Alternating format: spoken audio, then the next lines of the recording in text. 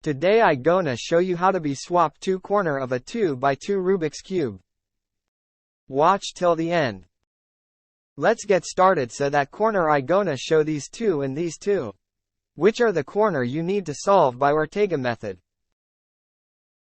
So if you ever faced two of your corner are unsolved but other all faces are correctly placed. Then first observe the cube properly. The unsolved corners will be front of you and other two corners which are connected to each other will be away from your side. Like this and hold your cube. So the algorithm you need to do L prime, U, R prime, D2, R U prime, R prime, D2 prime, R2. And after you can that you should have your corner solved. And solved it by you can just push it up to accordance.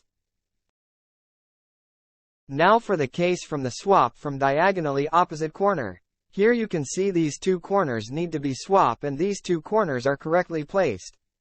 Hold your cube like any one of the correctly placed corner or in left facing of you.